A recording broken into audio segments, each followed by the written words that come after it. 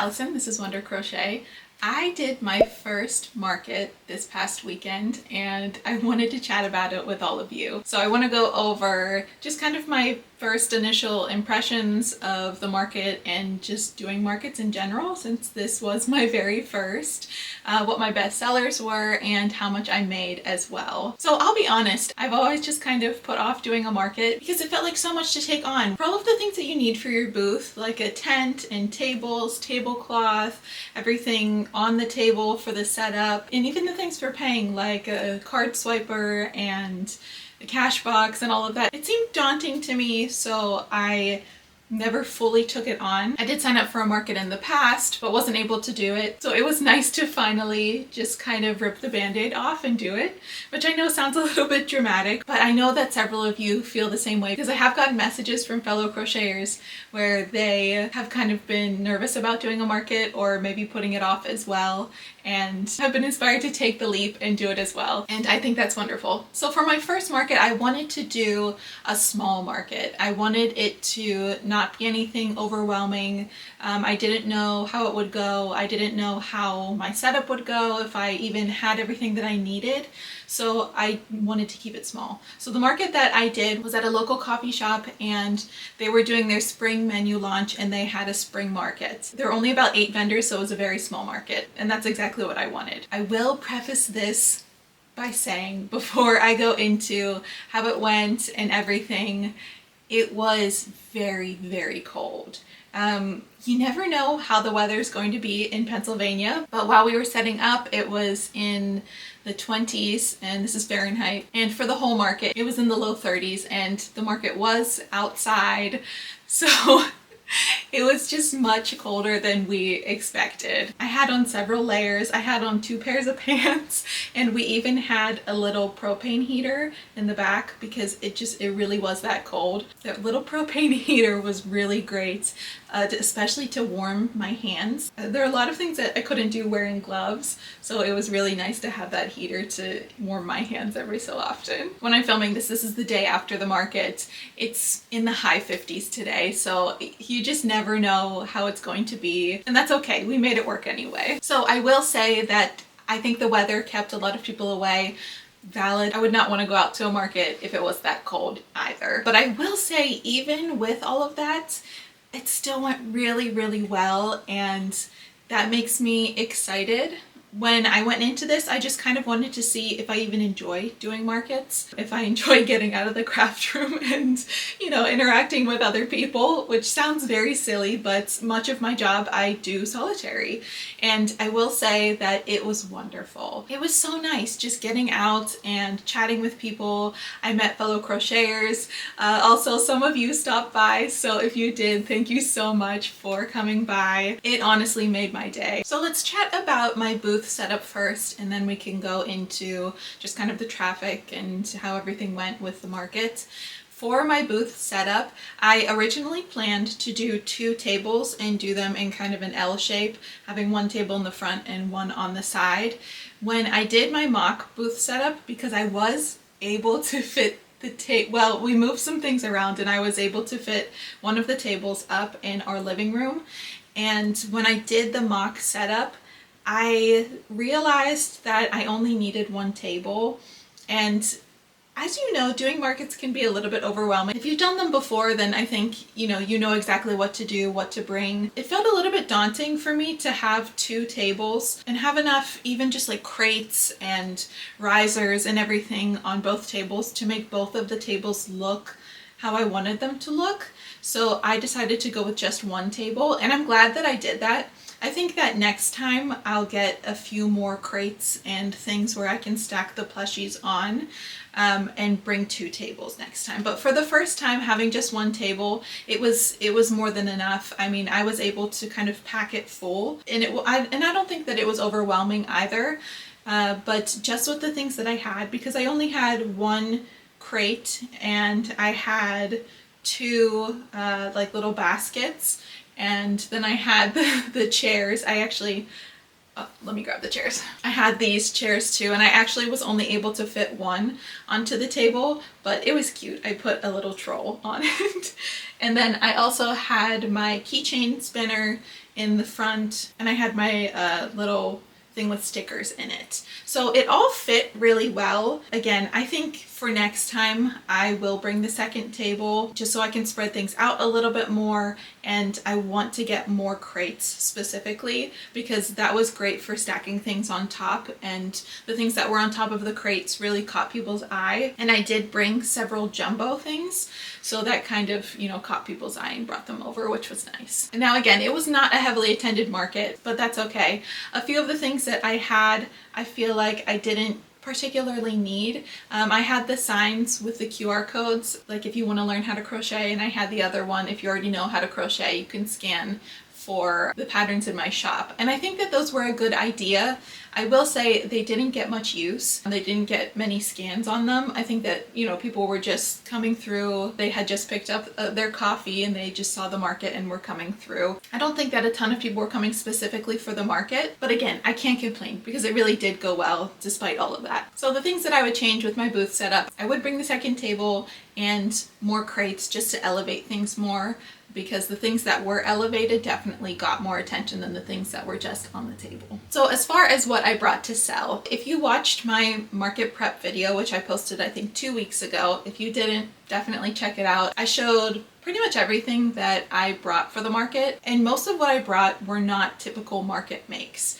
So a lot of what I brought was just the inventory that I had, because I don't typically do markets, so I don't typically allocate my time to making a lot of things and making duplicates of things, and especially making mini things.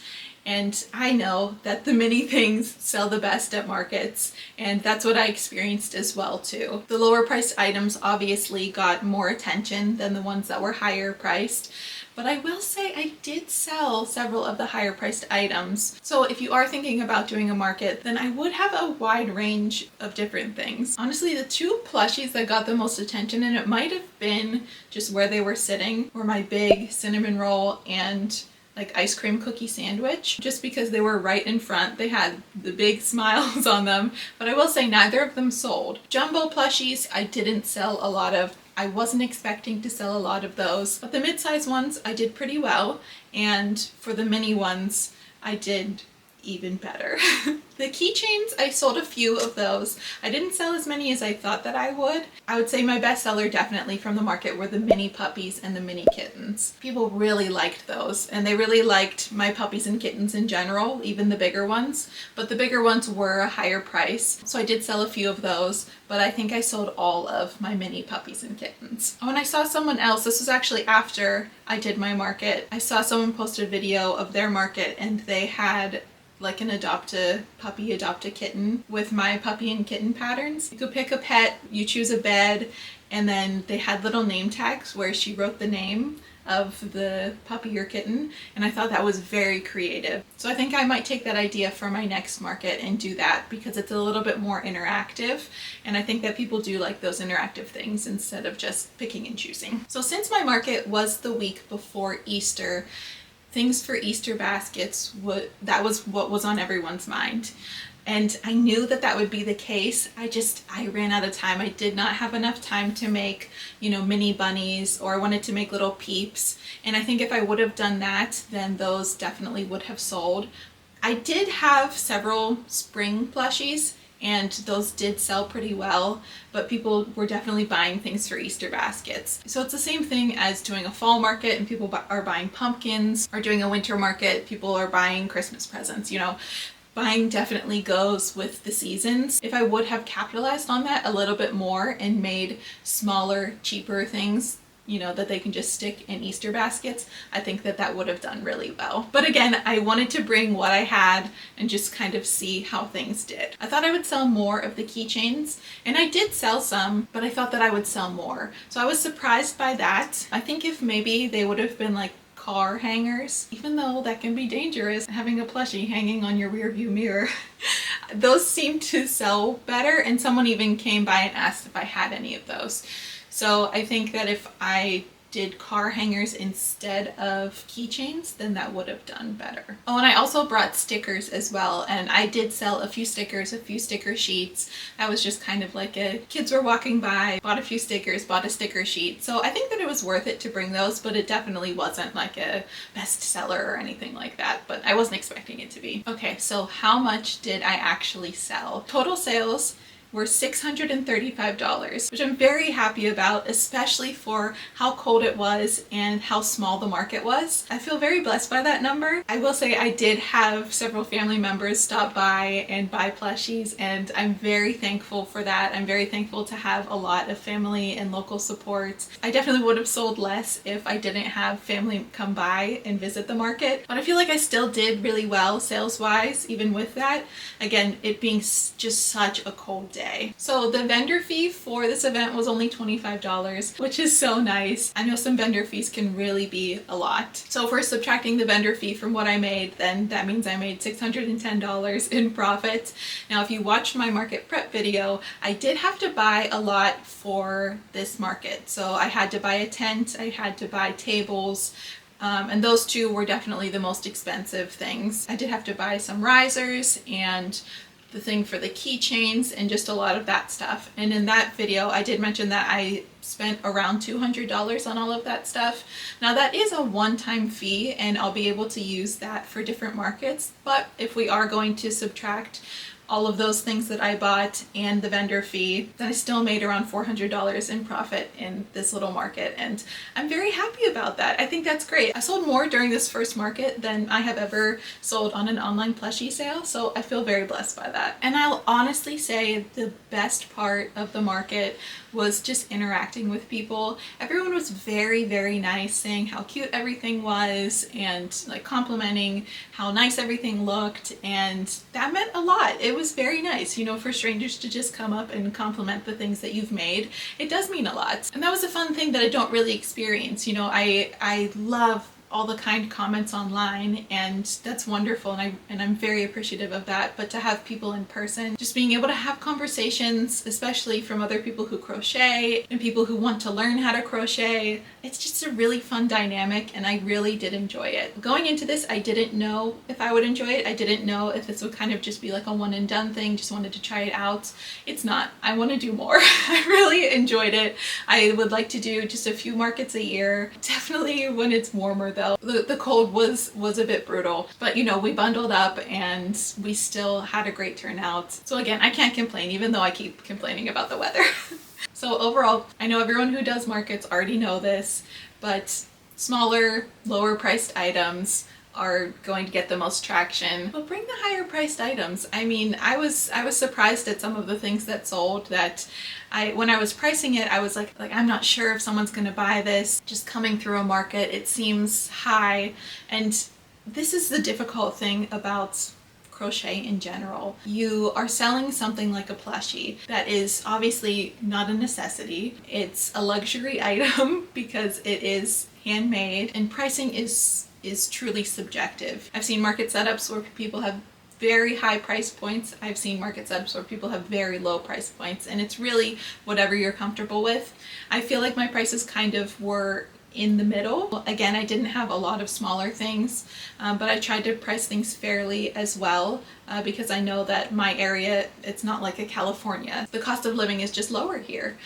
So I did take that into account as well, and I think it worked out well. I feel like I priced things pretty well, but I didn't feel like I was getting ripped off or anything for something that I put so much time and effort into. Lessons for my next markets: I'll definitely have some smaller, lower priced items, and maybe a few less of the jumbo plushies that I have, because they were great, you know, eye-catching things, but they did take up probably a little bit too much space on my table that I could have fit other smaller items on that might have sold. So I think next time I'll just bring maybe 2 jumbo ones just for the, oh look how cute that is factor, and leave a little bit more space for the things that are actually going to sell. But overall, I really had a great time. It was fun and definitely a lot of work. I'm tired.